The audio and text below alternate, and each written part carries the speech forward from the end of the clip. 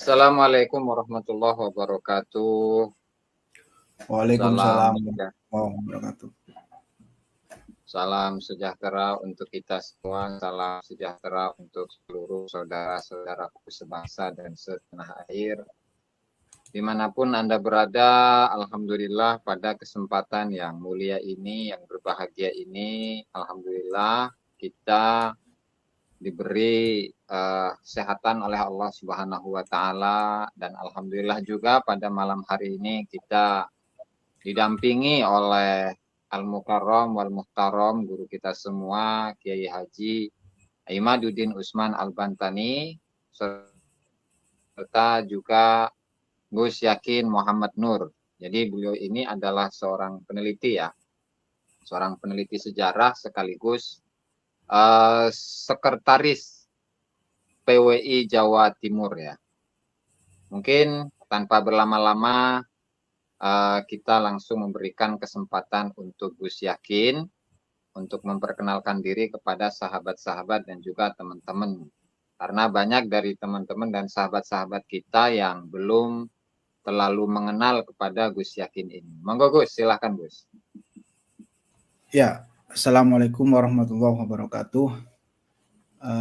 Kepada Al-Mukarram Kiai Haji Imaduddin Usman, kepada Gus Aziz Jazuli, perkenalkan pada para pemirsa sekalian YouTuber sampai ya.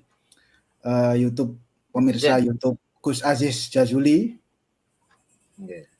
Saya Nurul Yakin, tapi panggilannya Yakin gitu saja. Dari Sidoarjo, saya kebetulan jadi pengurus sekretaris PWI Jawa Timur. Dan yang mana beberapa bulan terakhir ini saya memang seperti ada tiba-tiba ada data yang masuk ke saya untuk saya itu seperti diarahkan untuk meneliti gitu. Sebenarnya saya cuma ikut-ikutan saja sebenarnya untuk meneliti ini. Ikut ke lapangan, tapi dengan itu saya juga ikut meneliti juga, menyimpulkan juga bahwa temuan-temuan di lapangan ini sebenarnya yang jarang sekali para peneliti sejarah ya, terutama sama arkeolog Islam itu jarang sekali menyentuh makam-makam yang ada di Jawa Timur, terutama makam Wali Songo seperti Malik Ibrahim, Sunan Ampel, Sunan Giri, Sunan Derajat, Sunan Bonang. Itu jarang sekali.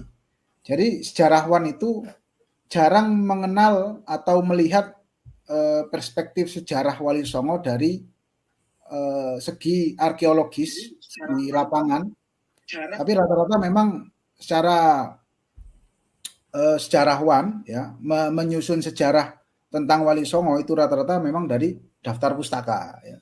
Dari daftar pustaka, dari babat ya, dari babat rata-rata memang dari babat. Misalnya nih babat tentang Sunan Ampel itu ada namanya babat Ngampel Denta atau babat Gresik, itu yang menceritakan hampir detail tentang Sunan Ampel. Tapi ya kita harus akui bahwa babat itu mempunyai kelemahan, yang mana babat sendiri tidak ditulis sezaman, dan babat sendiri lebih ke cerita tutur, ya, cerita tutur masyarakat atau cerita yang dibikin oleh penguasa saat itu. Misalnya keraton atau yang memiliki tanah perdikan atau seorang adipati itu adalah babat. Ya. Jadi babat itu ditulis atas cerita tutur atau perintah dari keraton. Gitu. Yang mana rata-rata memang tulisan sejarah tentang Wali Songo sendiri berasal dari babat. Misalnya ya kita sering mendengar juga itu cerita tentang Sunan Ampel yang mana beliau pergi ke Jawa karena ingin mengunjungi bibinya yang bernama Dewi Darawati atau Nyai Darawati yang dinikah oleh Gus Yakin, mohon maaf ya Gus. Sebelum melanjut kepada yang lebih detail, mungkin kita akan menyimak dulu sepatah kata, dua patah kata dari Al-Mukarram guru kita semua, Kiai Haji Imaduddin Usman Al-Bantani. Monggo ya, monggo. Siap. Monggo Kiai. Makasih Gus Aziz, makasih Gus Yakin. Assalamualaikum warahmatullahi wabarakatuh. Malam ini malam yang sangat spesial bagi saya, terutama karena beberapa waktu kemarin saya mendengar sebuah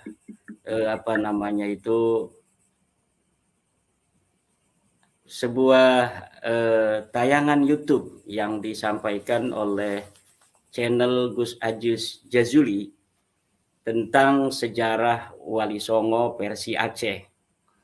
Karena selama ini yang kita ketahui atau yang sangat populer beredar di tengah masyarakat, jarang sekali para peneliti mengaitkan sejarah Wali Songo itu dengan sejarah Aceh. Padahal secara tutur tinular kita sendiri mendengar dari berbagai macam cerita sahur sepuh dari orang tua kaitan para sultan-sultan, terutama Sultan Banten ini dengan Aceh.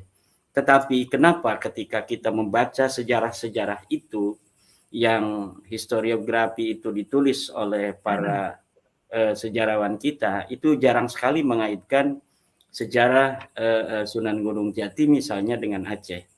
Oleh karena itu ketika ada tayangan dari channel Gus Aziz Jazuli kemarin, saya sangat tertarik sekali, di mana yang berbicara itu adalah peneliti muda dari Jawa Timur, Gus Yakin Muhammad Nur dengan Gus Abdillah ya. Yang keduanya saya lihat kemarin itu memberikan atau membawakan sebuah data dari abad kedua Hijriah. Data itu akan mementahkan teori yang selama ini beredar di tengah masyarakat bahwa penyebaran Islam di Nusantara yang dimulai dari Aceh itu dimulai pada kurun sekitar abad ke-13 atau sebelumnya sedikit, yaitu abad ke-12 atau ada yang menyatakan abad ke-7. Tetapi dengan apa yang disampaikan oleh Gus Yakin dan Gus Abdillah kemarin, itu ada dari Aceh sebuah kitab yang temukan dengan titi mangsa abad kedua Hijriah. Tentu ini sangat berharga di tengah-tengah masyarakat yang sekarang ini sedang mempunyai gairah yang cukup tinggi untuk menggali sejarah Nusantara, wabil khusus sejarah masuknya Islam di Nusantara. Nah, oleh karena itu malam hari ini sangat spesial bagi saya, Gus Yakin, walaupun kita masih menunggu Gus Abdillah untuk lebih memberikan banyak sekali perspektif tentang bagaimana sejarah masuknya agama Islam di Nusantara, kemudian bagaimana kaitan Wali Songo yang begitu masif menyebarkan agama Islam di sekitaran abad ke-15 dan 16 Masehi dengan manuskrip yang ditemukan pada abad kedua Hijriah itu. Nah, karena apa? Sebelumnya pula saya melihat di channel NU Online, di mana channel NU Online kemarin memang mengundang seorang sejarawan Peter Carey. Di dalam podcast itu sedikit menyinggung tentang bagaimana Kesultanan Banten itu telah menjadi idola di Inggris pada sekitaran abad ke-16. Kemudian ditemukan pula berbagai macam bukti-bukti arkeologis, juga koin-koin yang ada di Inggris yang memberikan sebuah alamat bahwa koin-koin itu adalah merupakan koin-koin dari Banten.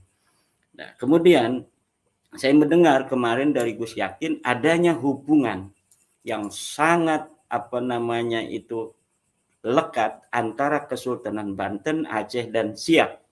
Nah, oleh karena itu malam hari ini sangat berharga sekali bagi kami apabila Gus Yakin mengelaborasi kembali apa yang telah disampaikan kemarin kaitannya dengan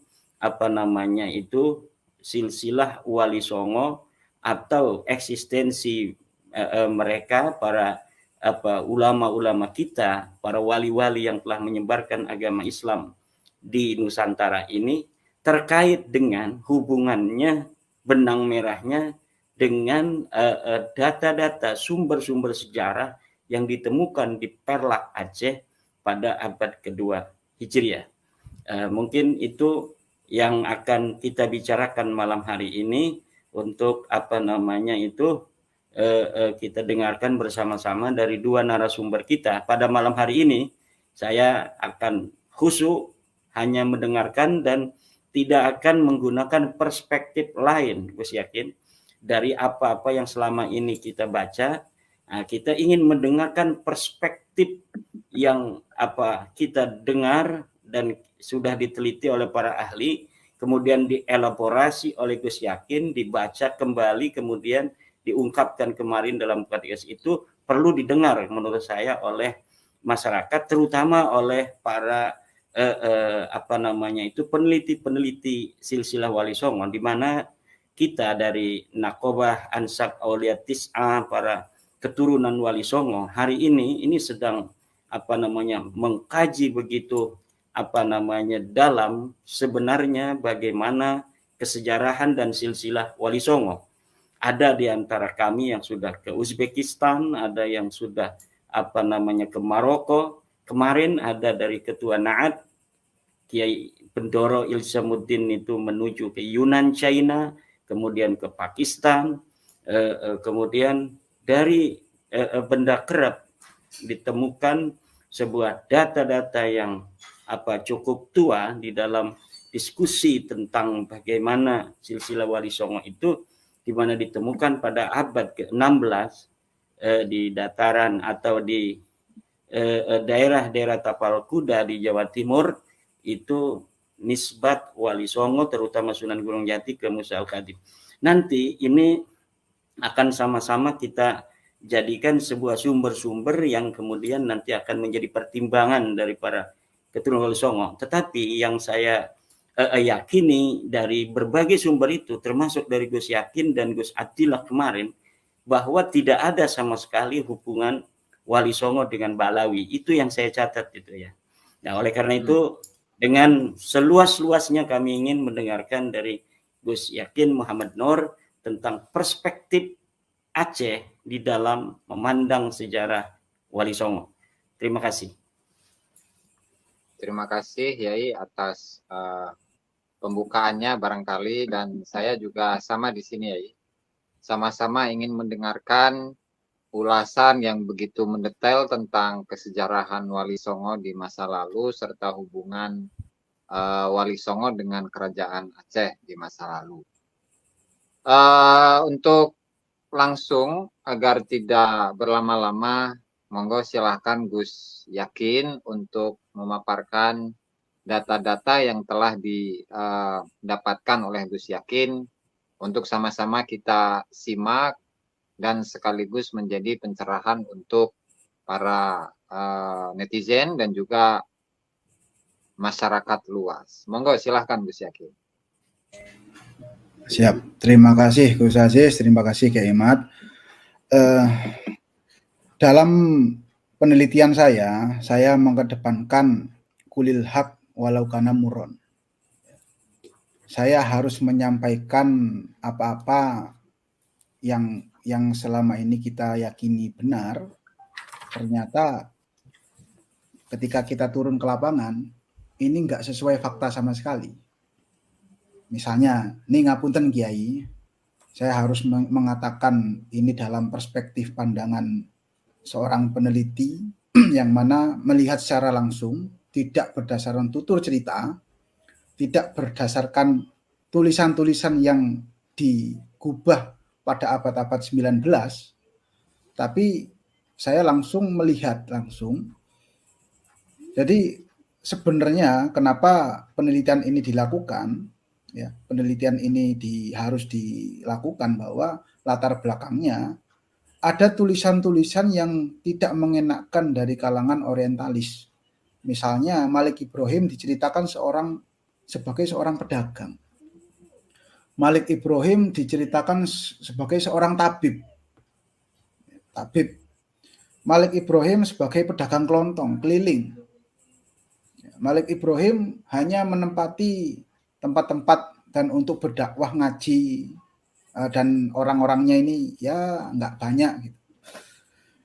Dalam jurnal yang ditulis oleh Tengku Syariat Arifia dan beberapa pakar sejarah lain yang lain seperti Kiai Aslim Akmal dari Jepara, terus Tengku Mizwar,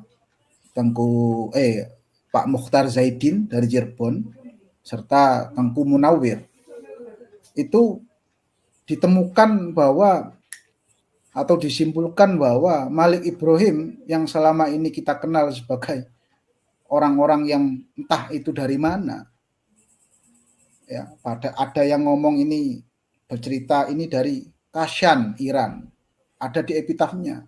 Ternyata ini salah baca juga, sampai membaca epigrafinya Malik Ibrahim saja salah.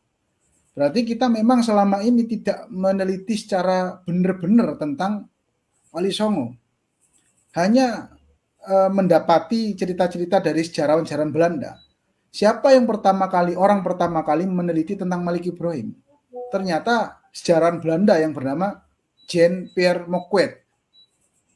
Sekitar awal tahun 1900. Beliau di situ menyatakan bahwa nisan Malik Ibrahim ini telah diimpor dari Gujarat. Karena di Gujarat ada contohnya juga yang sama.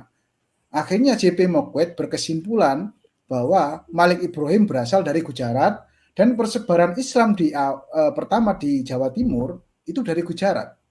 Akhirnya kesimpulan-kesimpulan yang tentang Gujarat ini karena Malik Ibrahim mempunyai nisan bertipe Gujarat, gitu loh. Tapi setelah itu J.P. Moquet tidak meneliti dengan lanjut, ya. Akhirnya setelah berapa tahun, puluhan tahun sampai sekarang, ada peneliti dari Inggris bernama Elizabeth Lambourne. Dalam jurnalnya tahun 2003, beliau sudah menyatakan bahwa nisan Malik Ibrahim dengan nisan Malika Naharasia yang ada di Samudra Pasai, sekarang tepat di Kecamatan Samudra, Kabupaten Aceh Utara, itu adalah nisan yang diimpor bersama-sama dari Pelabuhan Kambai, Gujarat, India. Dan epigrafinya ini dimungkinkan ditulis di Gresik. Dan yang satu ditulis di Aceh. Nah, dari beberapa ulasan itu, berarti ini ada yang memang entah itu disembunyikan, memang penelitian dari sejarawan-sejarawan Belanda ini belum tuntas. Karena kalau dulu mungkin akses Kiai ya, akses untuk riwariwi antara Pasai Gresik itu memang butuh waktu ya, butuh waktu. Nah, Tengku Syariat sendiri sudah meneliti sekitar 6 tahun tentang Malik Ibrahim itu sendiri. Saya sebenarnya hanya penikmat saja, penikmat dari penelitian beliau, dan dalam 2 bulan terakhir ini saya langsung ikut turun lapangan ke daerah pesisir, ya, misalnya seperti Gresik, Surabaya, Lamongan, Tuban. Nah, dalam segi penelitian itu ada ditemukan juga fakta yang menarik, dan ini faktanya sebenarnya sangat mengguncang daripada sejarawan-sejarawan, bahkan kita juga bisa bertentangan dengan ahli sejarah yang terkini. Misal nih tentang Ibrahim Asmorokondi, ini agak susah diterima, tapi faktanya maaf ini para penonton, saya harus mengatakan sejujur-jujurnya bahwa peneliti itu sifatnya tidak harus menghiraukan fakta yang ada selama ini. Maksudnya data-data yang ada dulu, kita lihat dulu ini. Lihat dulu fakta di lapangan apa, baru kita komparasikan dengan yang lain. Ya. Bahwa nisan Ibrahim Asmorokondi itu adalah nisan era 1500 akhir. Dan itu apakah memungkinkan bahwa nisan Ibrahim Asmoro Kondi di Tuban itu adalah nisan yang sudah diganti? Ya, bisa saja berteori seperti itu, tapi harus ada sejarahnya. Oh, itu mungkin tahun 1700-an itu sudah diganti oleh siapa? Oleh bupati ini. Nah, itu kan lumayan ya, ada keterangan. Tapi ini tidak ada sejarah atau riwayat penggantian tentang nisan. Karena yang saya yakini sendiri, yang saya tahu bahwa nisan-nisan Wali Songo itu insya Allah itu asli semua, Kiai. Yang ada di pesisir utara. Mulai dari Tuban sampai Surabaya. Itu kalau nisan-nisan era 1500, 1500, 1400 tidak ditemukan penggantian nisan. Jadi semua masih asli. Semua masih asli.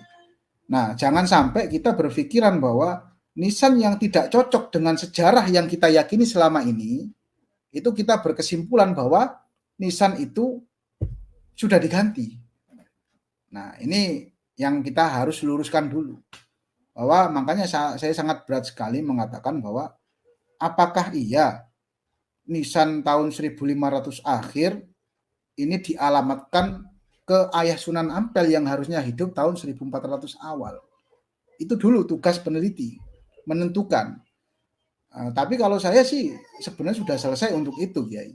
Maka dari itu, Ayah Sunan Ampel akhirnya mengarah kepada Malik Ibrahim yang lebih sesuai dari segi tahun. Karena apa? Malik Ibrahim wafat tahun 1419 Masehi. Jadi tertulis di situ wafat tahun 822 Hijri. Rabiul Awal tanggal 12 Rabiul Awal. Nah, jadi hubungannya dengan Aceh ya sudah dijawab oleh jurnal Tengku Syariat bahwa Malik Ibrahim dari segi nisan, pembacaan epigrafi, sejarahnya juga ada dicatat di catatan dinasti Ming.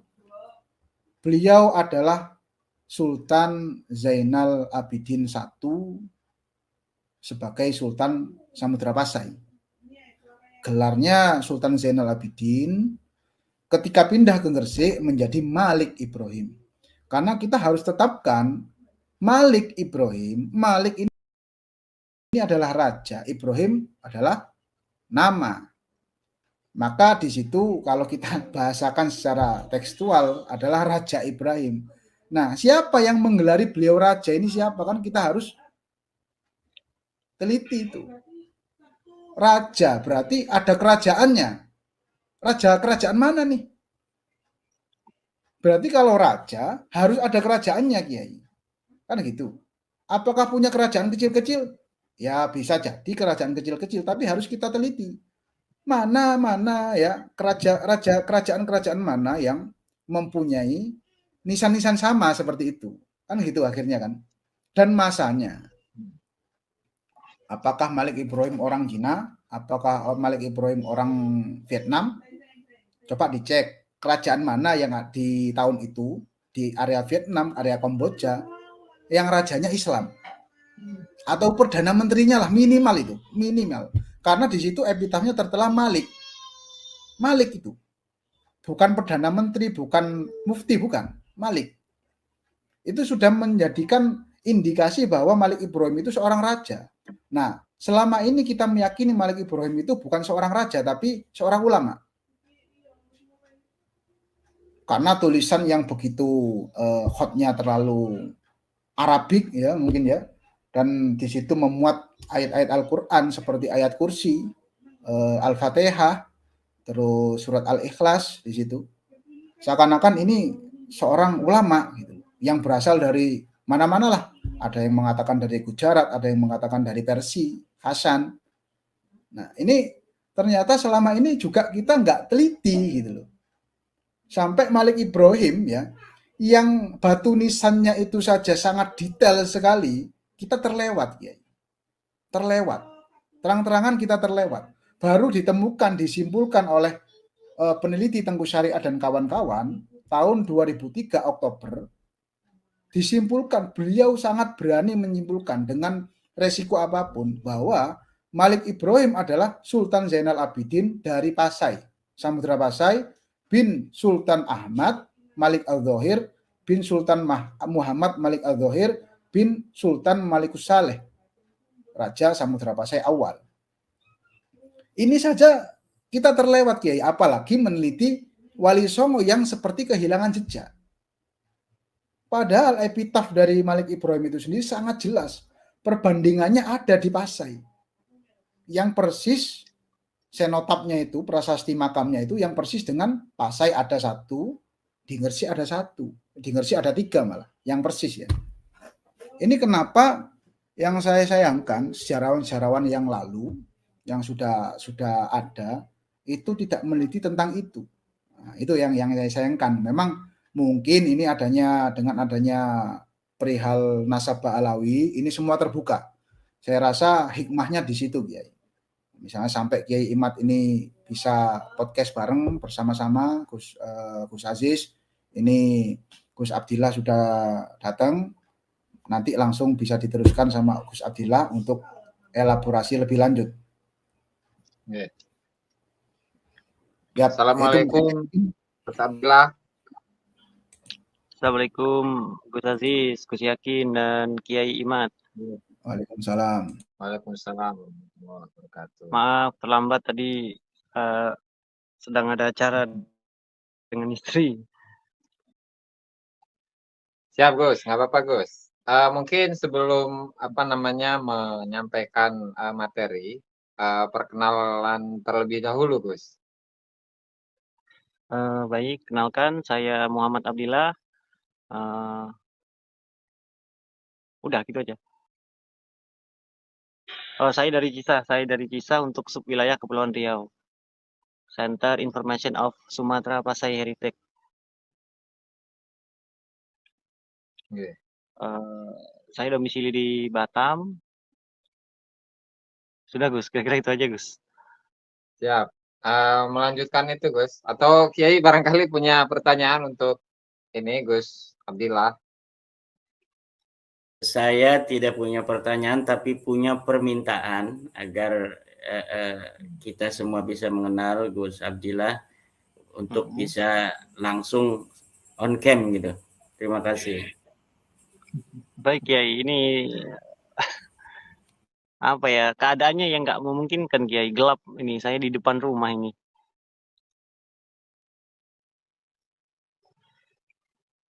Terus ada juga beberapa pihak-pihak yang mungkin tidak berkenan gitu kalau saya on cam. Maaf Kiai sebelumnya.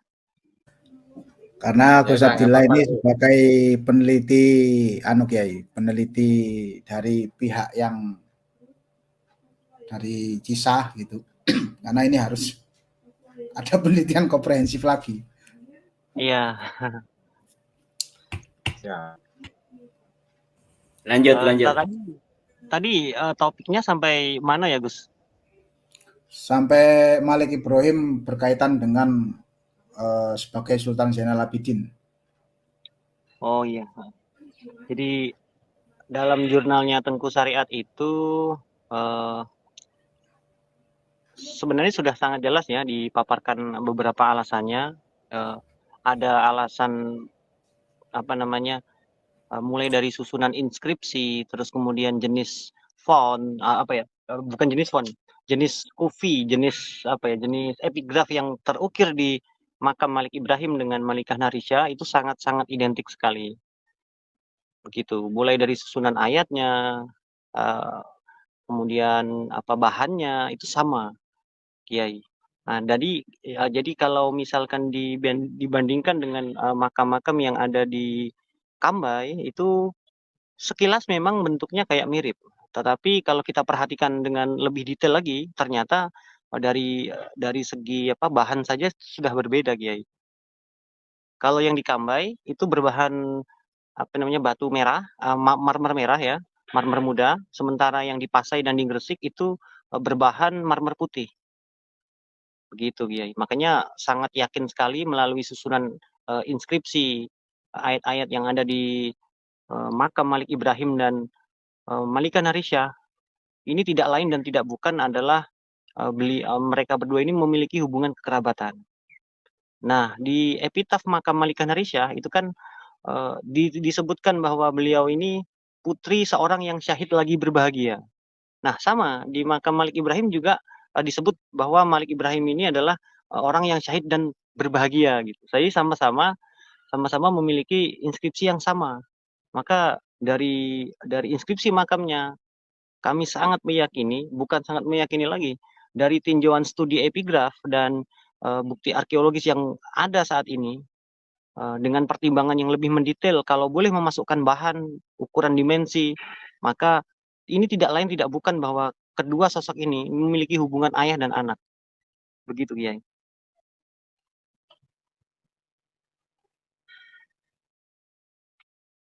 Ya, mungkin ada yang Artinya lagi. artinya antara Malik Ibrahim dengan dengan Ratu Naharasya itu adalah anak dengan ayah ya Gus ya. Betul. Jadi Malik Ibrahim ini adalah tidak lain dan tidak bukan beliau adalah Sultan Zainal Abidin I.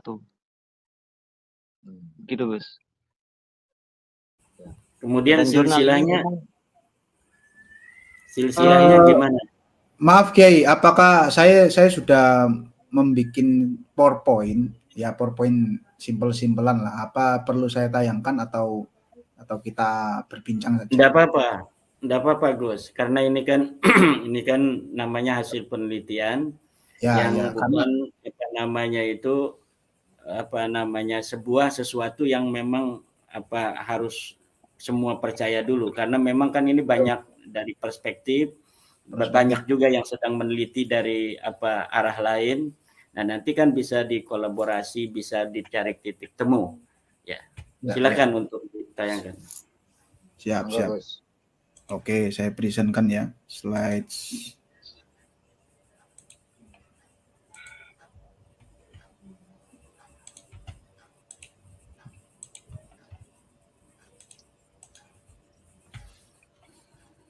Mungkin bisa saya tambahi ya untuk mengisi waktu mengenai pertanyaan Kiai Imad mengenai silsilah Sultan Zainal Abidin. Kalau mengutip dari Kebudayaan Aceh dalam Sejarah Nusantara, buku dari Dr. Ali Hasmi, seorang sejarawan senior, di situ sudah dipaparkan jelas mulai dari halaman awal-awal sampai halaman ke-42 dan 43, dilampirkan juga bukti-bukti manuskripnya. Jadi Sultan Zainal Abidin ini adalah ini kita ngomongin ngomongin bukan Sultan Zainal Abidinnya, tapi ngomongin leluhurnya yang ke atas lagi, yaitu Sultan Alaidin Sayyid Maulana Abdul Aziz Shah. Itu beliau adalah keturunan dari putra dari Ali bin Muhammad bin Ja'far bin Muhammad Al-Bakir bin Zainal Abidin bin Hussein yang menikah dengan Syahribanu, putri dari Yazid III dari dinasti Sasanid. Begitu. Ini saya kok nggak bisa nge-slide ya Kiai ya. Saya tampilkan seperti ini, kelihatan nggak kira-kira nih? Kelihatan sih Bos. Ya. Kelihatan. Oke ya. Jadi kita mulai dari awal ya, tentang silsilah Sunan Ampel dulu ya. Bahwa Sunan Ampel itu sudah katakan suhroh wal istifadoh bahasanya kan, bahwa Sunan Ampel mempunyai kakek bernama Jumadil Kubro dan ayahnya bernama Ibrahim Asmoro atau Asmara. Nah, ini kita harus detailkan lagi, kata Asmoro itu sebenarnya ya bukan tidak muncul di era lampau ya. Asmoro itu kan kata O, serapan huruf O itu kan muncul ketika era Sultan Agung ya. Jadi nama sebenarnya ya itu adalah Ibrahim Asmara. Asmara itu apa? Apakah namanya Asmara atau berasal dari mana yang bernama kotanya Asmara? Nah, kita harus teliti lebih lanjut mengenai itu. Jadi sumber-sumber yang mengaitkan kepada tentang Syekh Ibrahim Asmara dan Jumadil Kubro ini sebagai ayah dan kakek Sunan Ampel ini ada di naskah Lontar Tapal Adam, ada di Babat Tanah Jawa, Babat Gresik, Babat Ngampel Denta, dan kitab dari Ahlal Musyamarah, tulisan dari Kiai Abu Fadl Senori ya. Lalu kita kembali ke Syekh Ibrahim Asmorokondi, bahwa di situ sudah peneliti dari UGM tahun 81 ya, sudah meneliti tentang arkeologis ya, data arkeologis yang ditemukan di pintu gapura ya, gapura dari pintu masuk dari makam Asmorokondi Tuban, yang mana di dalam pintu masuknya itu tertulis bahwa Jung Pecah Kinaryorana ya, yang mana itu diartikan sebagai kata ungkapan tahun ya. Di situ tertulis tahun 1304 Hijri, yang mana ketika dikonversikan menjadi 1816 Masehi. Jadi gapura dari Syekh Ibrahim Asmorokondi yang ada di Palang Tuban, itu gapuronya berangka tahun 1816 Masehi. Zaman ini sebelum perang Diponegoro ya. Sebelum perang Diponegoro. Di Pasebannya. Lalu ini tentang batu nisan. Ya. Batu nisan dari Syekh Ibrahim Asmorokondi yang ada di sebelah kiri itu mempunyai kesamaan-kesamaan dengan batu nisan lain yang kita temukan. Misalnya di Sunan Ampel juga ada batu nisan seperti itu, cuma yang membedakan di situ tidak mempunyai purnama sidi atau bulat yang bulat di tengah itu. Di Ampel. Yang satu lagi di area makam Raden Burereh atau Abu Hurairah. Terus yang satu lagi di Peneleh Surabaya, makam Peneleh. Ini di tengah jalan ini makamnya yang kuning emas itu, di tengah jalan. Jadi dari komparasi ke 5 makam ini, ya 5 batu nisan ini adalah ini bertipologi nisan yang sama, tapi pembedanya hanya yang satu mempunyai purnomo sidi, yang 4 tidak mempunyai purnomo sidi. Untuk purnomo sidi mungkin bisa dijelaskan oleh Gus Abdillah. Monggo Gus. Apa arti dari purnomo sidi di batu nisan itu? Purnama sidi itu artinya bulan purnama. Jadi biasanya dalam tradisi pernisanan itu digunakan untuk nisan-nisan seorang orang yang cukup mumpuni dan paham dalam bidang agama dan memiliki kedudukan di masyarakat. Begitu, Kiai. Ya, berarti seorang ulama ya, katakan bisa seorang ulama atau seorang pandito ya. Betul. Ya, jadi apakah ini bisa disimpulkan Syekh Ibrahim Asmorokondi ini adalah seorang ulama, dan yang keempat nisan yang lain perbandingan ini bukan seorang ulama, gitu. Tapi yang kita tekankan di sini adalah ini nisan yang sama, maksudnya nisan yang bertipologi sama dan sezaman, Kiai. Bahwa nisan-nisan ini dicetak sezaman, paling tidak era tidak lebih dari 100 tahun. Setelah 100 tahun ini akan berganti lagi, bermetamorfosis atau berevolusi lagi nisan ini, gitu. Jadi ini era nisan kapan? Nah, kalau kita tanyakan ke peneliti-peneliti nisan, ini bisa juga mereka mengatakan ini nisan era 1600 awal atau 1500 akhir. Dan juga di makam Sunan Ampel yang atas itu, yang sebelahnya itu yang putih, itu memang nisan sudah era 1500 masuk 1500 gitu loh. Bukan era 1400 gitu. Jadi apakah nisan ini bisa disimpulkan bahwa Syekh Ibrahim Asmorokondi ini kehidupannya bukan di era 1400? Bisa. Jadi ini dalam perspektif peneliti nisan ya, bahwa Syekh Ibrahim Asmorokondi dilihat dari perspektif batu nisan, beliau hidup di tahun 1500 akhir atau 1600 awal sampai pertengahan. Begitu, Kiai. Kira-kira gitu ya. Jadi apakah didukung dengan naskah? Bisa didukung dengan naskah. Karena apa? Ibrahim Asmoro Kondi sendiri ini muncul, nama Asmoro Kondi ini kita harus teliti ulang, muncul era kapan kata Asmoro Kondi ini muncul gitu loh. Apakah dulu itu nggak hanya Asmoro saja namanya, terus Kondi ini berasal dari mana kan gitu.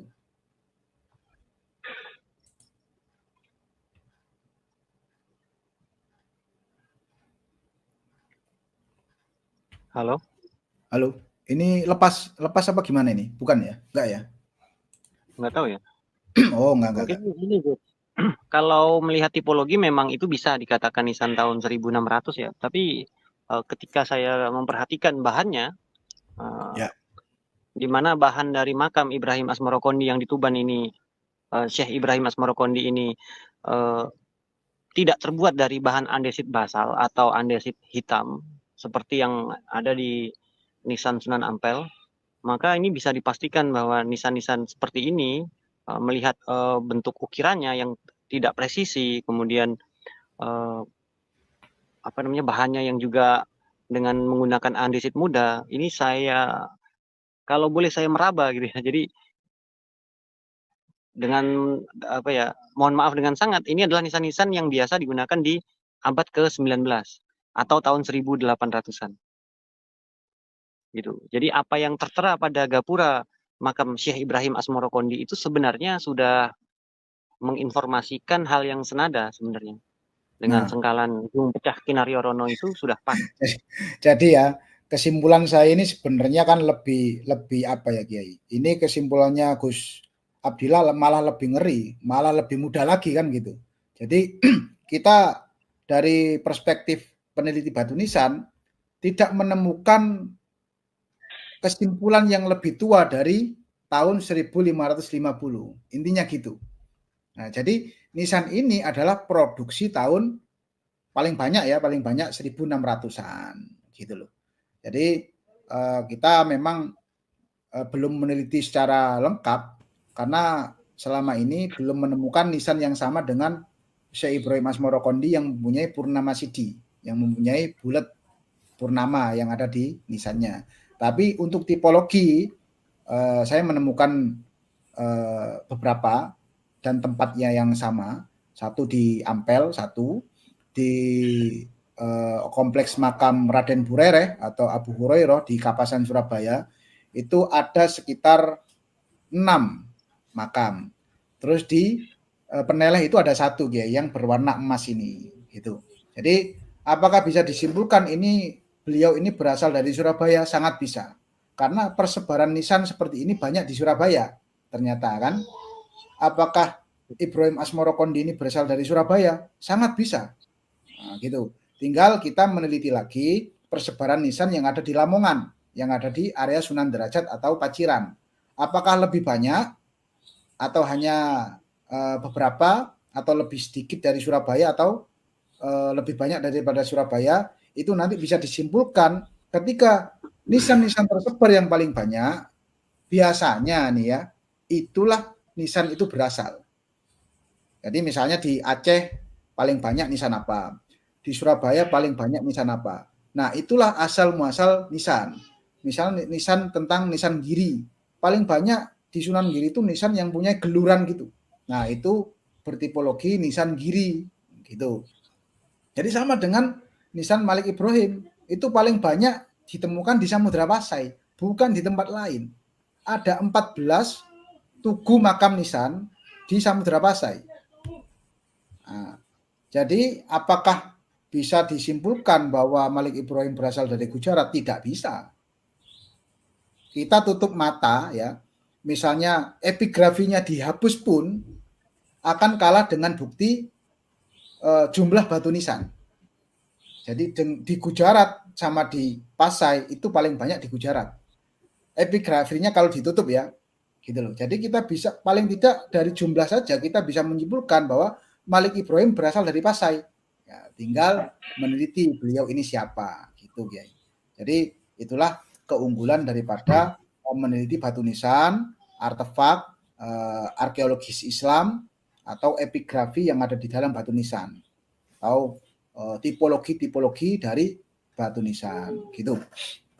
Secara manuskrip, apakah sudah ada penemuan tentang siapa sosok Syekh Ibrahim Asmoro Kondi? Untuk Asmoro Kondi, Kiai, sebenarnya beliau kalau saya lihat di Leiden ya, foto itu ditulis sebagai Sunan Asmono. Soenan Asmono itu tahun 1886.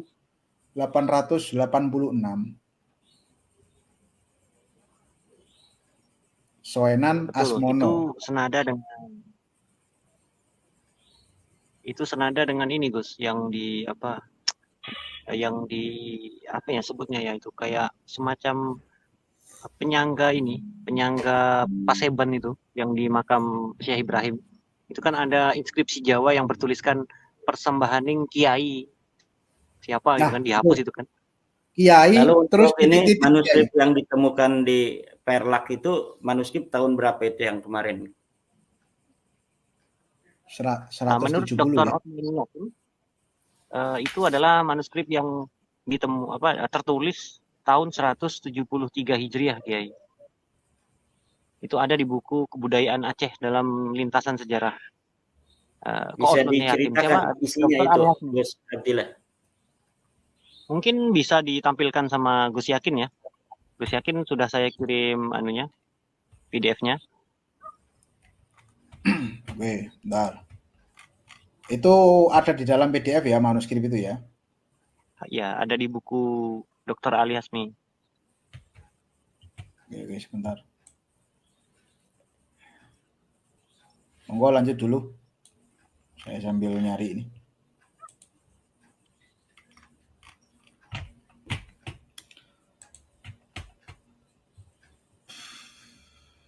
Jadi sudah selesai ya pembahasan mengenai Syekh Ibrahim Asmoro ya. Ya, ini saya jelaskan satu lagi ini tentang ini makam Syekh Ibrahim Asmoro Kondi sebelum dibukar seperti sekarang. Sekitar tahun 1941. Ini masih memang sederhana. Seperti digambarkan bahwa Syekh Ibrahim Asmoro Kondi ini memang ulama ya. Digambarkan di situ kalau kita lihat dari cungkupnya, memang cungkup tahun segitu ini termasuk cungkup yang yang memadai lah, yang pantas dicungkupkan sebagai beliau ini seorang ulama. Nah, tapi kita melihat nisan-nisan yang di area sekitarnya itu bahwa itu adalah nisan baru gitu loh. Jadi paling tidak nisan Ibrahim Asmoro Kondi sendiri itu didukung oleh nisan-nisan di area sekitar, bahwa memang Syekh Ibrahim Asmoro Kondi itu tidak hidup di era 1400 bahkan 1400 gitu.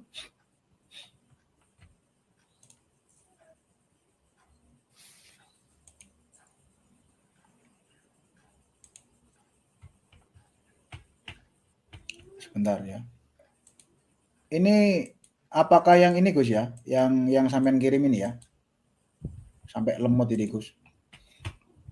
Yang di WA ya, yang Kebudayaan Aceh. Iya.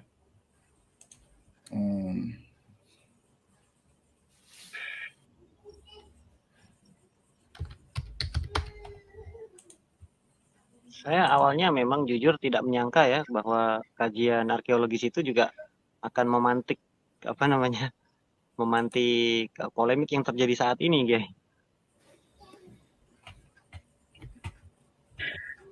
Nah, lalu ini yang penting di sini. Nama Asmoro Kondi itu kan sering dikaitkan dengan Samarkand. Ya, sering sekali dikait-kaitkan dengan Samarkand. Entah ini teorinya siapa, saya juga nggak tahu. Teori tentang Asmoro Kondi itu adalah Samarkand ini, apakah teori sejarawan atau ini teori gaduh gitu. Teori tentang mencocok-cocokkan saja. Jadi kita nggak boleh sebenarnya seperti itu, karena Asmoro Kondi itu tidak terkonfirmasi di catatan-catatan yang lebih tua. Hanya Asmara saja, Asmara. Di Serat Tapal Adam itu tertulis Ibrahim Asmara, 1540-an. Itu. Nah, jadi kalau disimpulkan, memang Ibrahim Asmara Nah, ini saya juga meneliti mencari kata-kata asmara ini apa sih yang berhubungan dengan asmara? Kata-kata apa yang berkaitan dengan asmara? Turunannya itu dari kata apa? Nah, ternyata asmara itu dari akar kata samara. Samara, karena sama dengan samarkan juga. Nah, itu ada dua kota yang berhubungan dengan atau yang mempunyai sama katanya dengan Samara, yaitu Samarkand dan Samarlanga.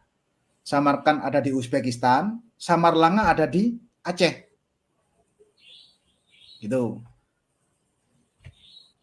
Lalu kita coba ini di setel ini mungkin bisa kedengaran ya. Ini dengar ya tadi suaranya ya. Iya. Jelas Gus. Jadi raja pertama di sini yang di Empire itu menurut hikayat Raja Jepang. Disertasi Dr. Hilmi Bakar menguatkan penemuan Gubernur Jenderal Hindia Belanda dari Kerajaan Inggris yang juga seorang peneliti sosial dalam bukunya The History of Java. Dalam isi dari penemuan tersebut menyebutkan bahwa cempa yang terkenal di Nusantara bukan terletak di Kamboja yang sekarang ini beredar, sebagaimana yang dinyatakan oleh para peneliti Belanda. Cempa adalah nama daerah di sebuah wilayah di Aceh yang terkenal dengan nama Jempa. Cempa biasanya dihubungkan dengan sebuah peristiwa pada zaman Kerajaan Majapahit, terutama pada masa pemerintahan Brawijaya V, yang memiliki seorang istri yang dikenal dengan Putri Cempa. Putri inilah yang melahirkan Raden Fatah, yang kemudian menyerahkan pendidikan putranya kepada seorang pamannya yang dikenal dengan Sunan Ampel di Surabaya. Jadi kita itu sebenarnya sudah dibantu banyak loh oleh peneliti-peneliti. Cuma kita itu yang nggak teliti, itu saja sih sebenarnya. Bahwa ulasan dari hasil disertasi dari Dr. Hilmi Bakar sudah menyatakan bahwa cempa yang dimaksud sering disebut-sebut era zaman Majapahit itu adalah cempa Aceh, bukan campa Vietnam. Itu karena kalau campa Vietnam nanti akhirnya jatuhnya karena di sana itu masih kerajaan Hindu-Buddha. Nah, yang saya khawatirkan bahwa ini kan tadi dinyatakan bahwa campa bergesernya dari campa Aceh ke campa Vietnam ini oleh sejarawan Belanda. Berbeda pandangan dengan Thomas Raffles, bahwa Raffles menyatakan bahwa campa itu adalah di Aceh, di Biren saat ini. Gitu. Jadi kita mempercayai siapa nih? Teori dari Raffles atau teori dari sarjana Belanda? Nah, gitu. Begitu saja sebenarnya. Lalu Ya, ini di naskah Tapal Adam ya. Di naskah Tapal Adam, lontar. Di sini disebut Kiai di huruf 3 Asmara Dana Pupuh 58 bahwa Ki titik-titik karena tidak terbaca, Ki Sendi Ibrahim Asmara Pawestri Kang Murian titik-titik estri punika sampun apala krama kambil garwa iska kocapa papat 4 wontening pasenagari wontening pasenaga. Nah, ini naga titik-titik karena hilang tulisannya. Karena ini bisa nagari ini. Wontening pasenagari titik-titik manjing Islam nata ing pase. Nata itu adalah kekuasaan, kuasa. Nata ing pase berarti berkuasa di pase. Itu ya. Kocap Ibrahim Asmara, lumampah datang cempa. Nah, inilah nanti yang ditafsirkan bahwa cempa memang sudah ada di situ. Ditulis di naskah-naskah kuno. Nah, inilah akhirnya disalah tafsiri bahwa cempa itu adalah campa Vietnam Selatan, gitu loh. Sang Raja Cempa Winowus Anggadah Putra Tatigo. Gitu. Ini catatan dari Serat Tapel Adam. Yang ini tahun berapa Gus? 15 berapa? Ini 1541. Ini diambil dari naskah Merapi Merbabu yang kemudian dialih bahasakan oleh Ki Ronggo Sasmito yang kemudian beliau dibuang ke Aceh juga. Ya. Tahun 1541 persisnya. Jadi Ibrahim Asmoro itu hidup di abad ke-15 itu atau sebelumnya ya? Ya, 1400 lah Kiai. Ya. Nah, berarti makam yang di sana yang secara arkeologi itu itu menunjukkan tahun abad ke-19 itu bisa jadi pergantian lah. Kalau kita ingin kolaborasi dari berbagai macam informasi, karena memang nama Syekh Ibrahim Asmoro ini sudah terkonfirmasi ada di abad ke-15-14 itu, berarti makam yang secara arkeologis itu menunjukkan abad 19 itu adalah makam yang dipugar gitu. Bisa begitu sebelum ditemukan makam yang betul-betul menunjukkan angka yang sama gitu kan. Karena memang orang-orang masa lalu kan biasanya begini. Atau jangan orang masa lalu, orang zaman sekarang aja, itu ketika meninggal kan pertama pakai papan dulu tuh kan. Setelah pakai papan kemudian dia memesan batu nisan. Itu bisa beberapa waktu kemudian, bisa 1 tahun, bisa 2 tahun, atau bisa 5 tahun setelahnya baru dia bikin batu nisan begitu kan. Bisa demikian juga itu Gus ya. Bisa demikian karena memang penelitian tidak menutup kemungkinan yang lain. Tapi begini Kiai, kesimpulan yang kita dapati bahwa nisan yang ada di Ibrahim Asmoro Kondi itu tidak diperkuat oleh nisan-nisan sekitar. Nah, gitu loh Kiai. Jadi kita tidak hanya melihat nisan utamanya, tapi nisan yang mengelilingi beliau. Nah, gitu. Yang fatalnya lagi di situ, nisan yang mengelilingi beliau itu malah lebih muda lagi. 1800, 1700 lah ada. Bahkan di agak jauh sedikit lah, itu 1900 semua Kiai. Gitu. Jadi akhirnya kita menutup kemungkinan bahwa Ibrahim Asmoro yang ada di Tuban itu sangat sulit dianggap sebagai orang yang sezaman dengan Sunan Ampel. Sangat sulit. Karena Betul. Nisan-nisan era Ibrahim Asmoro Kondi itu harusnya berada di tahun 1600 ke atas lah. Gitu. Jadi 1400.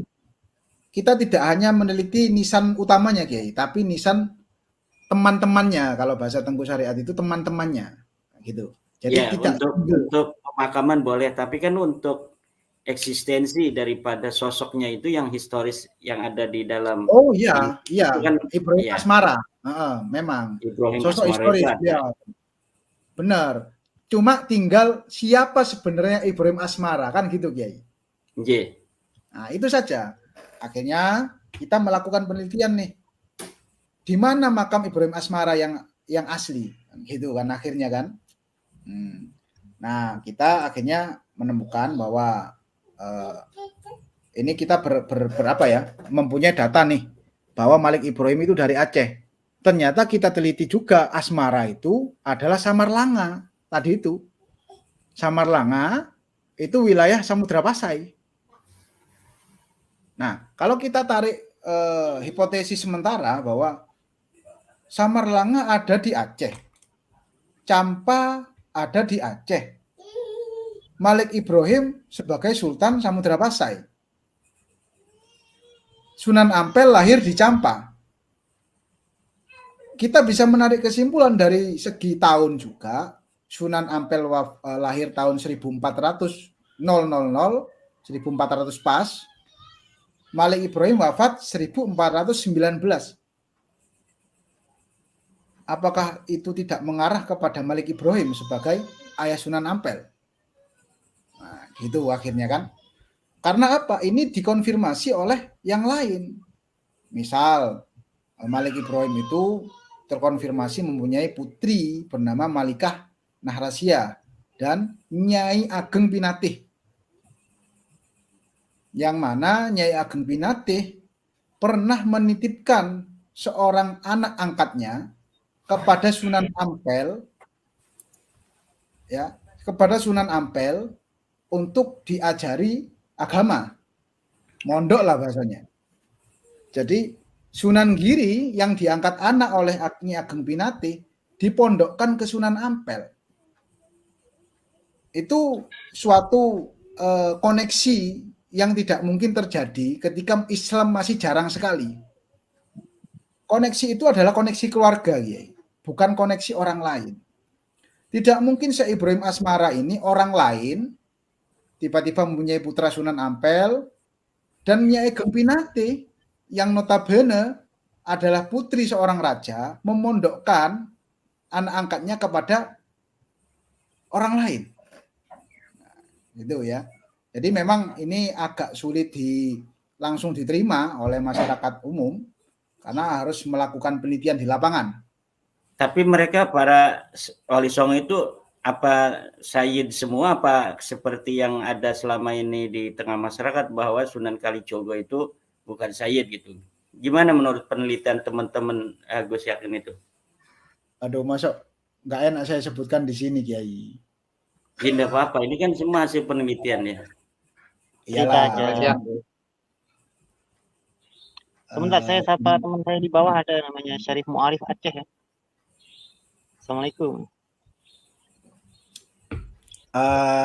Gini Kiai, kalau dari pandangan kita sendiri yang sudah meng-cross check dari data-data yang disuguhkan di Gus Abdillah sendiri, paling memungkinkan memang hanya Sunan Kudus dan Sunan Muria. Untuk yang lain, insya Allah sada. Loh, Gini, maksudnya maksudnya kita jawab dulu pertanyaan Kiai Imad mengenai apa para wali Sunan Kalijaga ini apakah sayyid atau tidak, kan gitu. Berbeda pendapat sih memang. Berbeda pendapat. Iya, sebenarnya ya kan ini kita lagi ngumpulin perspektif ya, lagi mengumpulkan perspektif kan, ini lagi banyak kajian, ada yang sedang mengkaji dari Naat, ada yang dari Rabita Kesultanan Banten, lah ada yang dari Benda Kerep, saudara-saudara Cirebon. Lah apa namanya itu, adanya masuknya Ba'lawi di abad ke-19 itu kemudian kan membuat rancu sejarah Wali Songo. Nah saya tanya gini aja, ada nggak sebuah apa namanya itu berita bahwa Wali Songo itu Ba'lawi menurut para pengkaji peneliti ini? Wah jauh. Tidak ada ya. Jauh tidak kalau ada, itu. Kiai. Sedikit pun saja nggak ada, Kiai. Sedikit pun nggak ada. Bahkan boleh kita tidak ada berita bahwa para Wali Songo ini Ba'lawi. Oh nggak ada. Jangankan Ba'lawi, jangankan Ba'lawi, Kiai. Dari luar pun ini hanya 2 orang. Jadi Wali Songo yang diomongin Wali Songo ya, hanya 2 orang yang berasal dari negeri luar. Betul. 2 orang saja. Siapa aja itu? Siapa aja itu? Ya, ini hipotesis kita sementara ya. Monggo bisa nanti didiskusikan. Sunan Kudus dan Syarif Hidayat. Sunan Kudus dan Syarif Hidayatullah. Kalau Sunan Kudus itu tidak bisa diganggu gugat, beliau asli Palestina. Palestina ya? Palestina. Asli Palestina.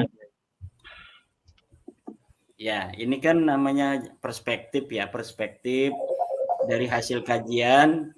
Nanti kita insya Allah akan mengumpulkan seluruh saudara-saudara untuk juga informasi yang berharga ini untuk dimasukkan di dalam salah satu bahan untuk nanti para saudara-saudara di Wali Songo ini membuat kesimpulan. Gitu. Siap. Kalau tadi tuh Aceh, Sultan Malikuz Zahir itu kan, itu kemana itu silsilahnya itu? Saya hanya bisa memberi garis besar aja ya. Kalau dari boleh. Jalur Agak, dari jalur Raja Perla ya, kita bahas dulu. Itu dari Said Maulana Abdul Aziz Shah, itu jalurnya ke Ali bin Muhammad Ad-Dibaj bin Ja'far Shadiq, atau masih adik-beradik dengan, jadi Muhammad Ad-Dibaj ini adik dari Musa Al-Kazim. Nah, dari jalur istrinya Merah Kudawi, beliau itu adalah putri dari Syahriansah Salman yang menikah dengan salah satu anak dari Syahrinui. Syahrinui itu Raja Jempa. Nah, sementara Syahri Salman sendiri ada dua pendapat. Yang pertama pendapat dari Dr. Hilmi Bakal, keturunan dari Abdullah Al-Kamil, sementara pendapat sebagian teman-teman yang ada di Aceh berpendapat Syahri Salman ini adalah keturunan dari Muhammad Al-Arqad gitu. Tapi yang paling kuat memang itu adalah pendapat dari Dr. Hilmi Bakar karena sudah didisertasi dan sudah disidangkan. Jalur dari Abdullah Al-Kamil yang nanti akan bermuara pada Hasan Musanna bin Hasan sampai ke Ali. Jadi kalau bicara dinasti Perlak, Pasai itu mau bilang Sayyid ya bisa, mau bilang Sayyid Syarif juga bisa gitu karena zuriat-zuriat dari sana adalah jalur-jalur keturunan murni ya. Yang kemarin dibilang antara Sultan Aceh, Sultan Siak dan Banten tuh jalurnya satu dari Malikul Zahir semua. Ada yang lewat jalur kekerabatan Malaka juga ya. Malaka beda lagi tuh ya. Malaka beda lagi. Nanti ada yang jalur ibu gitu. Sementara yang di Brunei ya, itu hubungannya nanti dengan Kesultanan Aceh.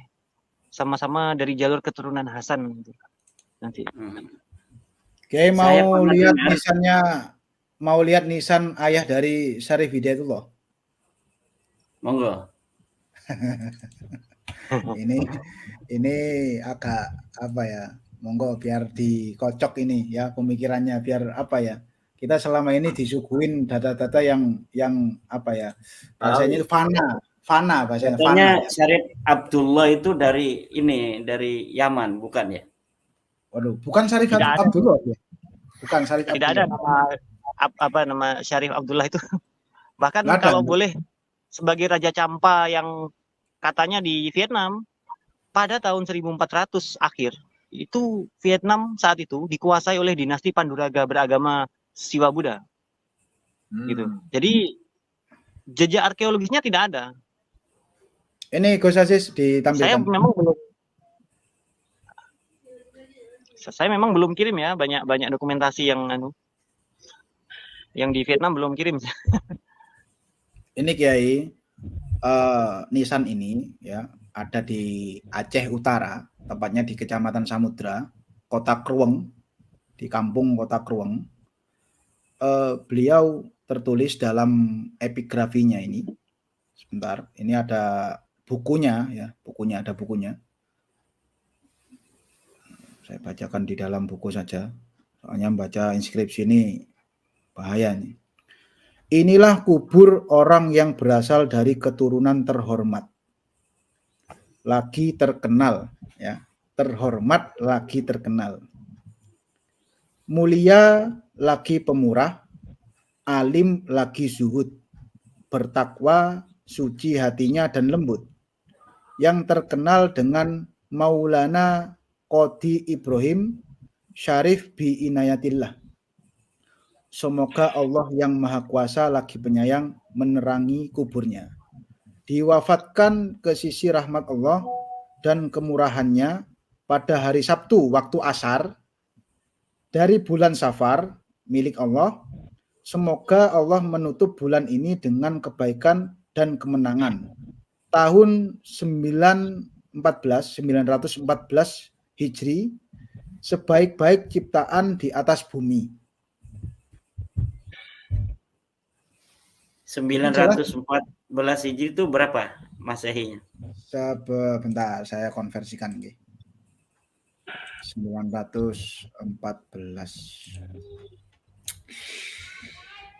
Ini harus pakai konversi online, nanti salah. Duh, saya bahasa apa ini ya? Bingung saya. Grogi saya ngobrol dengan Kiai ini. 508 Kiai. 1508. 1508 ya. Masuk ya. Kalau misalnya dikatakan Sunan Gunung Jati itu lahir 1400 berapa itu? 470 ya. Sebentar, gini Kiai, apakah kita perspektifnya sama dulu nih? Sunan Gunung Jati atau Syarif Hidayatullah itu satu orang dengan Fathahillah? Ya itu masih kajian, ini banyak perspektif. Ini pokoknya dari perspektif penelitinya aja. Saya ingin mendengarkan. Kalau perspektif kita ya, dan informasi bagi kami. Dari perspektif kita Kiai, bahwa Ya. Tubagus Pase, Fathahillah, dan Syarif Hidayatullah itu kan satu orang. Perspektif kita nih ya. Ya. Dan beliau menaklukkan Sunda Kelapa itu dalam posisi yang masih muda. Posisi yang masih muda. Apakah muda itu dihitung 40 tahun? Atau 35, atau 30, atau 25 bahkan? Nah, kita nggak bisa mengira-ngira juga. Nah, kalau misalnya apakah Syarif Hidayatullah ini lahir tahun 1490? Bisa jadi. Itu karena umur 37 kan akhirnya kan. Gitu. Jadi itu Tubagus Pase ini datang ke Sunda Kelapa dengan umur yang muda. Gitu. Jadi muda kan nggak kelihatan tua gitu ya. Pernah menaklukkan Sunda Kelapa yang dikuasai oleh Portugis atau mengusir Portugis dari Sunda Kelapa. Gitu. Tapi kita kalau di sini sangat masuk sekali ya, kalau bahwa Syarif bi Inayatillah ini adalah sebagai ayah daripada Syarif Hidayatullah. Inayatillah, Hidayatillah. Betul. Dari apa? Ini jangan betul-betul aja ini. Ini kita harus ke Pasai Kiai. Kita harus ke Pasai Kiai untuk memastikan ini, karena di Pasai ada yang mempunyai data itu. Yang jelas bukan Balawi itu ya, Syarif Inayatillah. Bukan ini Syarif ini Kiai. Ini harus diulang-ulang ini. Syarif ini. Ini ada bukunya ya kalau mau beli. Mungkin saya ngomong dulu, guys. Jadi begini. Di Nisan itu yang bergelar Inayatillah, kemudian contoh seperti Mahbub Khulub atau epitaf-epitaf yang memuat kalimat Al-Hasib An-Nasib itu tidak di semua Nisan, Kiai. Itu. Jadi hanya dua tokoh ini, dan di Aceh sendiri hanya satu yang berepitaf Inayatillah. Makanya dalam diskusi kami di Aceh sendiri itu bahwa sosok ini itu tidak lain dan tidak bukan adalah orang yang sangat memiliki hubungan kekerabatan, sama seperti epitaf yang terdapat pada makam Sultan Ali Mugayyad Shah dan Sultan Ali Riayat Shah. Itu ada epitaf yang bertuliskan Inayat Shah, yang mana ini menunjukkan bahwa mereka adalah dari satu keluarga yang sama.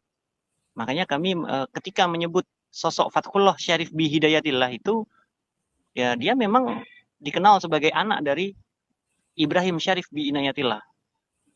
Begitu Kiai. Jadi bukan Madar Ibrahim menurut versi Ba'awi ya. Untuk silsilahnya Kiai, nanti saya kirim Kiai.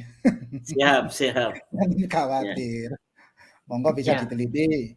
Dan manuskripnya kitabnya ada ya Gus Aziz ya? Kemarin Coba tadi kitab Perlak yang katanya abad kedua itu gimana? Terangkan itu. Oke, baik. Saya share Perlak ya. Kita kirim yang ditulis oleh Dr. Ali Hasmi ya. Jadi biar sejarawan senior gitu yang Kiai baca itu biar penelitian dari sejarawan senior. Ya, terangkan aja di sini. Ditampilkan Gus Aziz.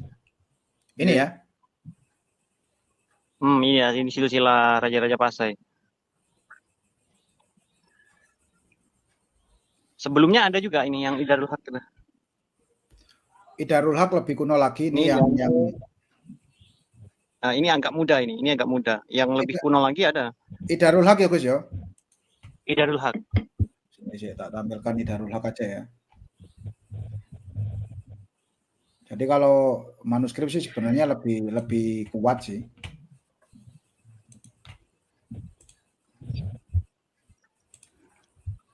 Dan ini senada dengan pendapat dari Buya Hamka dalam bukunya yang berjudul Sejarah Peradaban Islam di Nusantara. Mana? Diterangkan dulu isinya, jangan senada dulu.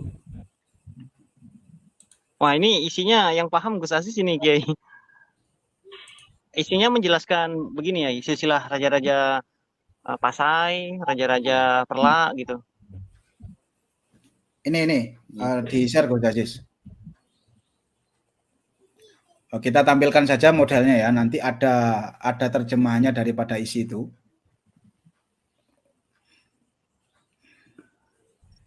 Ini seperti ini ya bentuk naskahnya.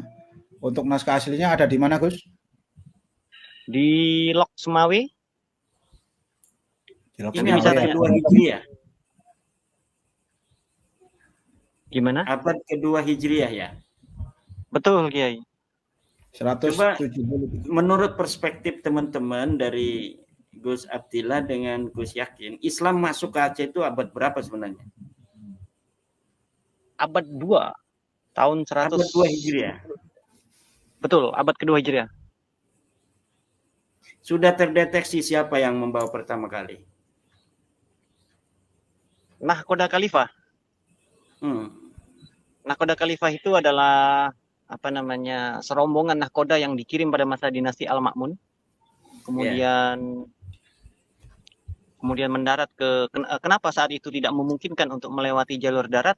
Karena saat itu keturunan-keturunan dari Muawiyah itu masih mendominasi wilayah jalur darat. Maka tidak memungkinkan dari Iran itu untuk berlayar, untuk menempuh perjalanan darat gitu ya. Jadi maka kalau yang saya baca ya, jadi melalui perjalanan laut, mampir dulu ke Malabar, setelah itu baru langsung tembak ke Aceh. Begitu. Kalau Aceh disebut Syiah Kuala itu apa ada kaitan dengan Persia dan Syiah? Enggak. Ini ya. Syiah Kuala gitu. Syiah Kuala itu bukan Syiah, maksudnya Syiah Kuala. Gitu.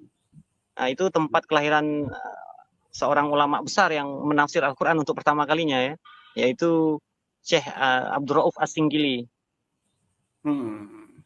Gitu ya. Jadi kalaulah Syiah itu dirujukkan kepada keturunan dari Ali yang dibantai pada tragedi Karbala, maka saya rasa itu adalah bukan sebagai sebuah aliran, tetapi sebuah kepentingan politis untuk memetakan mana kubu Muawiyah, mana kubu keluarga Ali gitu. Dan ini akan sangat panjang dan sulit untuk dijelaskan, Kiai. Karena pada saat itu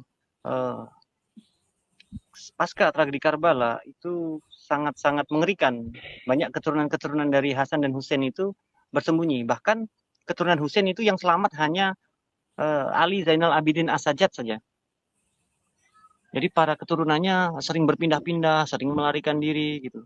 Sesama seperti Muhammad Adibats yang diriwayatkan oleh pemerintah Irak bahwa mereka melarikan diri ke daerah Shiraz, Iran, yang saat ini menjadi Shiraz. Terus ya termasuk Ali Al-Kharisi. Itu dari versi yang telah diteliti oleh teman-teman peneliti Aceh, dan itu dari Aceh itu kemudian kemana, kerajaan mana saja yang terafiliasi secara genealogis dengan Aceh itu di Nusantara? Aceh itu kalau kita berbicara Aceh saat ini itu kan sebuah provinsi dengan daerah khusus ya Kiai. Nah sementara Aceh yang ada pada masa itu ada kerajaan yang mana dikonfirmasi oleh Dr. Ali Hasmi sebagai kerajaan Perlak menurut lembaran kitab Idharul Haq. Ini pun jika kita menilik manuskrip itu bisa dijadikan sandaran gitu. Sandaran gitu ya. Karena kalau arkeolog kan kajiannya barang faktualnya ya, Kiai. Jadi manuskrip itu hanya kita jadikan sebagai sumber referen gitu, bukan sumber utama. Jadi belum terdeteksi adanya sebaran genealogis para raja-raja di Nusantara kaitan dengan Aceh, belum ada. Sudah ya, bahkan Pocut Haslinda itu sudah menerbitkan buku yang berjudul hubungan raja-raja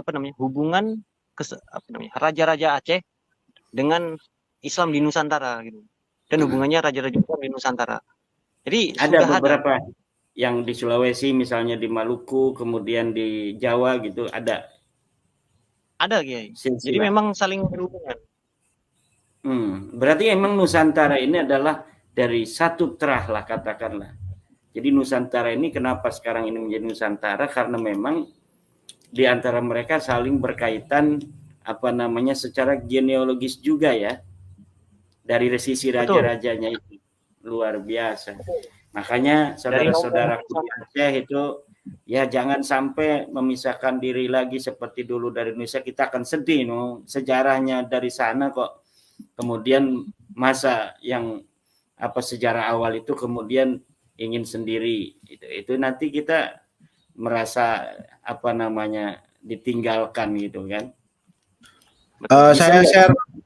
Saya bisa share kitabnya Ibnu Battuta ya.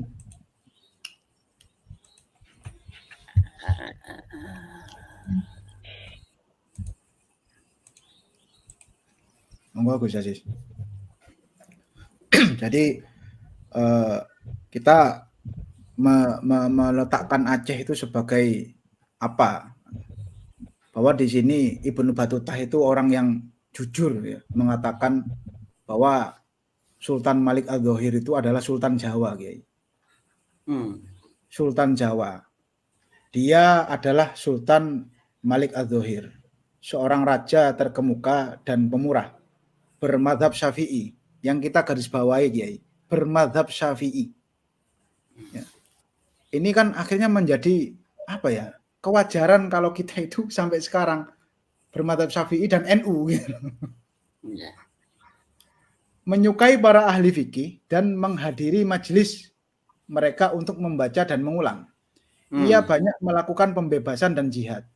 Seorang yang rendah hati, pergi sholat Jumat dengan jalan kaki. Rakyatnya adalah pengikut mazhab Syafi'i. Sangat menyukai jihad. Mereka pergi berjihad bersama secara sukarela dan berkuasa atas jiran-jiran mereka yang kafir. Orang-orang kafir membayar jizyah untuk berdamai. Nah, ini harus kita kupas lagi nih.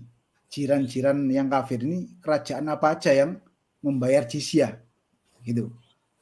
Thailand mungkin itu, Vietnam, Thailand itu, Laos, Rohingya itu. Apakah nggak merembet sampai Majapahit, Kiai? Kayaknya bisa jadi juga. Karena waktu itu kan berarti belum penyebaran Islam belum gitu kan. Oke lah, kita katakan sampai Thailand ya, Thailand, Vietnam gitu ya. Berarti kan malah Sultan Malik Adz-Dzohir yang bernama Ahmad ini menguasai Thailand dan sekitarnya kan gitu kan? Karena sudah ditulis, karena ini catatan eksternal. Kalau dari persyaratan dari Prof. Menahem Ali, seorang yang tokoh historis harus dikonfirmasi oleh naskah eksternal sezaman. Ini sangat sezaman dan eksternal. Catatan beliau, Ibnu Battuta tertulis di situ, tinggal selama 15 hari di Pasai. Survei lah bahasanya, survei di situ. Oke, ini saya lihat ini waktunya sudah 1 jam, 23. Kita batasi sampai 1 jam 30 menit ya, karena waktu juga. Oke, ya, siap. Intinya informasi ini saya anggap penting kemarin ketika mendengarkan Gus Aziz dengan Gus Yakin dan Gus Attila ini, sehingga saya ingin langsung melihat presentasi dari dua orang cerdas ini, dan alhamdulillah kita sudah mendengarkan. Tinggal nanti kita akan menjadikan ini sebagai salah satu bahan yang sangat berharga di dalam penelusuran sejarah Wali Songo ke depan.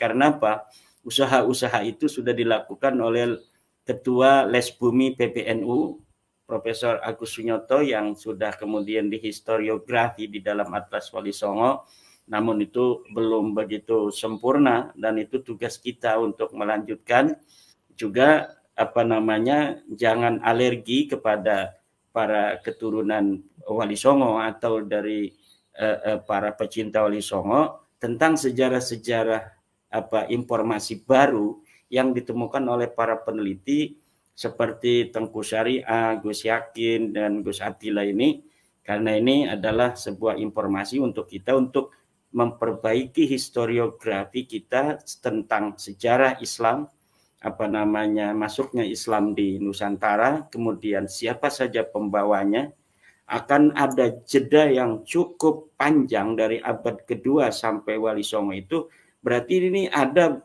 tokoh-tokoh juga yang harus dielaborasi, kemudian kesejarahannya, siapa-siapa saja, sehingga sampai zaman abad ke-15 ke-16 itu. Karena secara masif Islam itu telah disepakatilah oleh para sejarawan itu berkembang ke Nusantara, ke pelosok itu pada abad ke-14 ke-15 secara masifnya. Walaupun tadi ada sebuah manuskrip yang kita temukan, itu ditemukan oleh para peneliti yang disampaikan oleh Gus Abdillah dan Gus Yakin, bahwa abad kedua pun itu Islam sudah ada di Nusantara, tepatnya di daerah Aceh. Ini tentu akan menjadi sebuah informasi yang penting untuk menulis ulang sejarah masuknya Islam di Indonesia, daripada apa yang sudah ada dari 3 teori yang selama ini dibaca oleh kita di sekolah-sekolah. Itu ada teori yang itu didukung oleh manuskrip yang sezaman seperti ini akan lebih kuat. Nah, oleh karena itu saya secara pribadi yang memang kita menghubungi Gus Aziz untuk bisa mendapatkan nomor dari Gus Yakin, dari Gus Abdillah agar bisa mempresentasikan ini, karena ini sangat penting bagi keluarga Wali Songo untuk mengetahui kesejarahannya yang lebih presisi. Ini dari saudara kita ada yang udah pergi ke Yunan, ada pergi ke Uzbekistan, ke Maroko, ke Pakistan, dan nama-nama itu terkonfirmasi juga ada di Pakistan, ada di Yunan dan sebagainya. Mungkin itu akan saling menguatkan informasi yang disampaikan Gus Yakin, informasi yang disampaikan oleh Gus Abdillah, juga oleh peneliti utama yaitu Tengku Syariati, itu nanti akan menjadi sebuah masukan yang sangat berharga, yang kita nanti mungkin akan tugas pemerintah intinya itu nanti untuk membentuk tim yang betul-betul dapat menulis historiografi ini sepresisi mungkin, yang paling mendekati kebenaran. Mungkin demikian ya, nanti kita akan bisa sambung lagi di dalam podcast yang lain dengan tema mungkin yang penting juga untuk diketahui oleh masyarakat Nusantara. Yang jelas dari semua yang telah ditemukan oleh para pengkaji peneliti dari cucu-cucu Wali Songo hari ini, bahwa informasi kemarin dari Pakistan tidak ada kaitan Wali Songo dengan Balawi. Kemudian dari Yunan demikian pula, kemudian dari Uzbekistan. Nah, hari ini berdasarkan data Nusantara sendiri yang didukung oleh kajian arkeologis, yang didukung oleh kajian-kajian manuskrip, telah presisi menurut para peneliti itu bahwa memang ada kaitan yang sangat signifikan antara para wali-wali Songo ini yang ada di Pulau Jawa, yang ada di Sulawesi, yang kemudian ada di Maluku, Brunei, dengan Samudra Pasai, dengan Aceh. Dan ini akan semakin mempererat kenusantaraan kita, akan mempererat keindonesiaan kita. Sebuah bangsa Nusantara, bangsa yang hari ini adalah menjadi Indonesia, ternyata dimulai dan dipertamai dengan kesejarahan keislamannya yang berada di satu titik. Nah, seandainya hipotesa, tesis itu benar, ini sungguh luar biasa. Tentu ini adalah membutuhkan kajian-kajian yang lebih lanjut yang bisa kita lakukan. Mungkin demikian. Terima kasih kepada Gus Yakin, terima kasih kepada Gus Abdillah, terutama pada host kita yang ganteng, menantu dari Kiai Yusuf Mubarak yang juga ganteng, Gus Aziz Jazuli. Ya, mungkin demikianlah untuk kita nanti. Saya memohon kepada Gus Yakin, kepada Gus Abdillah untuk bisa lagi untuk membagi ilmu kepada kita semua mengenai kesejarahan di Nusantara, terutama kaitan masuknya agama Islam di Indonesia. Terima kasih. Siap. Dari saya, Assalamualaikum warahmatullahi wabarakatuh. Waalaikumsalam.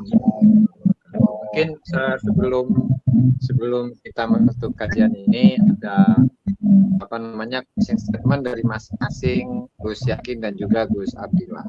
Mangga Gus, silahkan Gus Yakin.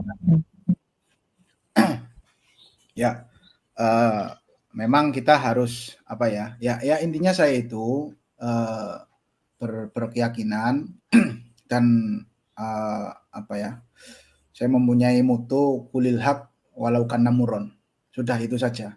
Saya nggak menutup kemungkinan walaupun sejarah berubah 180 derajat, ketika sejarah itu berasal dari bukti-bukti, data-data yang valid sezaman, ya, dari penelitian yang sangat detail, komplit, lengkap, maka saya terpaksa harus mengakui itu. Jadi jangankan gitu, walaupun Wali Songo berasal dari Amerika, kalau memang ini didukung oleh data-data yang valid, yang sezaman, yang detail, atas penelitian yang komprehensif, saya harus mengakui itu. Itu saya. Jadi saya nggak mengenal batasan-batasan teori ini harus diakui, ini sejarawan ini harus diakui, sejarawan ini harus diakui, enggak. Saya hanya mengakui hasil dari penelitian yang komprehensif. Apa itu penelitian komprehensif? Yang mana memadukan semua penelitian dari aspek arkeologis, aspek filologis, aspek historiografi atau historis sejarah. Semua aspek nggak boleh ditinggalkan, harus diperhitungkan dari semua aspek. Jadi yang selama ini yang kita ketahui, ya yang kita pahami, Wali Songo meninggalkan penelitian tentang Wali Songo, meninggalkan aspek arkeologis. Ditinggal itu, aspek itu. Kita tahulah dari tulisan sejarawan siapa saja, itu hampir meninggalkan aspek arkeologis. Apalagi bicara nasab. Itu sangat bahaya sekali, ya. Karena nasab itu sangat hanya membicarakan nama-nama orang yang kadangkali kita nggak tahu orang ini ada atau enggak. Sama lah seperti Ba'alawi, ya. Bahkan bernama Ubaidillah sampai Muhammad Shoaib Mirbat sampai Bakil Muqaddam, ini sejarahnya gimana? Nah, Wali Songo nggak seperti itu. Kita detailkan satu persatu. Orang ini lahir di mana, wafat tahun berapa, menjabat apa, sebagai apa dia, makamnya di mana. Harus seperti itu. Kalaupun makamnya sudah nggak ada, harus dikonfirmasi dari aspek-aspek lain. Misalnya ada tokoh kesini berbicara, oh ini dulu ini ada seorang alim, seorang alama yang hidup di negeri, suatu negeri gitu. Harus seperti itu. Jadi nggak boleh asal-asalan ada namanya ya catat, ada namanya dicatat. Nah itu kita menghindari hal-hal seperti itu. Jadi harus komprehensif, Itu Gus Aziz, silakan Kiai Imad dan Gus Abdillah. Oke, monggo terima kasih Gus Yakin atas closing statement-nya. Kemudian monggo silakan Gus Abdillah untuk menyampaikan closing statement-nya. Baik. Saya selama 11 tahun terjun langsung ke lapangan untuk meneliti nisan-nisan Wali Songo, terus kemudian manuskrip-manuskrip yang banyak bertebaran di Jawa. Itu pada akhirnya saya menarik satu garis kesimpulan bahwa kita memang harus fair terhadap sejarah. Begitu ya. Jadi ketika babat dan manuskrip itu ada yang dibuat di era kolonial, maka kita harus mengakui itu. Gitu. Kemudian apabila berbicara ilmu nasab ya, karena saya bukan ahli nasab, tapi mungkin ada sedikit unsur kesamaan dengan aspek arkeologis yang mana terkadang artefak itu bisa menentukan hubungan genealogis antar tokoh yang yang disebut begitu dengan artefak-artefak tinggalannya.